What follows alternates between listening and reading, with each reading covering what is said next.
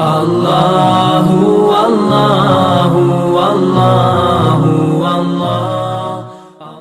حضرت علی رضی اللہ عنہ سے روایت ہے کہ جب رمضان شریف کی پہلی رات ہوئی تو سرکار دو عالم صلی اللہ علیہ وآلہ وسلم لوگوں سے خطاب کرنے کے لیے کھڑے ہوئے اور اللہ تعالیٰ کی حمد و ثنا بیان کر کے ارشاد فرمایا، اے لوگو، تمہاری طرف سے تمہارے دشمن جنات کے لیے خداوت تعالیٰ کافی ہیں اور اللہ تعالیٰ نے تم سے دعائیں قبول کرنے کا وعدہ فرمایا ہے۔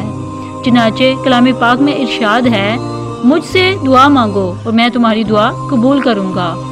خوب سن لو کہ خداوند قدوس نے ہر سرکش شیطان پر 7 فرشتے مقرر فرما دیے ہیں، لہٰذا اب وہ ماہ رمضان گزرنے تک چھوٹنے والے نہیں ہیں۔ اور یہ بھی سن لو، رمضان شریف کی پہلی رات سے اخیر رات تک کے لیے آسمان کے دروازے کھلے ہوئے ہیں اور اس مہینے میں دعا قبول ہوتی ہے۔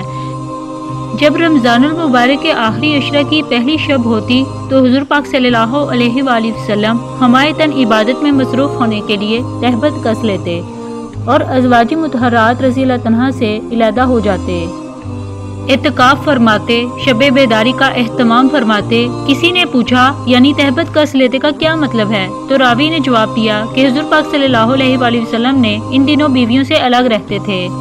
اس ماہ کو اللہ پاک نے اپنی عبادت کے لیے خاص فرمایا ہے، جس کے لیے خصوصی انتظام بھی فرمایا ہے کہ بڑے بڑے شیطان جو عبادت سے روکتے یا ان میں خلل ڈالتے ہیں، انہیں اس ماہ میں بند کر دیا جاتا ہے تاکہ وہ مسلمانوں کی عبادتوں کو خراب نہ کریں یا ان کی ادائیگی میں رکاوٹ نہ ڈالیں۔ اور حضور پاک صلی اللہ علیہ وآلہ وسلم کی سنت بھی اسی ماہ میں عبادت کے خاص اہتمام کی ہے، اس لیے اس ماہ میں ذکر و تلاوت اور دیگر عبادات کا زیادہ سے زیادہ اہتمام کرنا چاہیے اور دل و جان سے دعائیں کرنی چاہیے کیونکہ ان کی قبولیت کا خاص وعدہ ہے۔ محترم ناظرین کرام، ہمیں چاہیے کہ اللہ تعالیٰ سے اس خاص مہینے میں دل و جان سے دعائیں کریں اور اپنے آپ کو نیک کاموں میں ملوث کریں تاکہ ہماری آخرت اور دنیا سنور جائے۔ اللہ پاک ہم سب کا حامی و ناصر ہو۔ امید کرتی ہوں کہ آپ کو میری یہ ویڈیو ضرور پسند آئی ہوگی۔ میری مزید ویڈیو کے لیے میرے چینل کو ضرور سبسکرائب کریں اور شیئر کریں۔ بہت شکریہ۔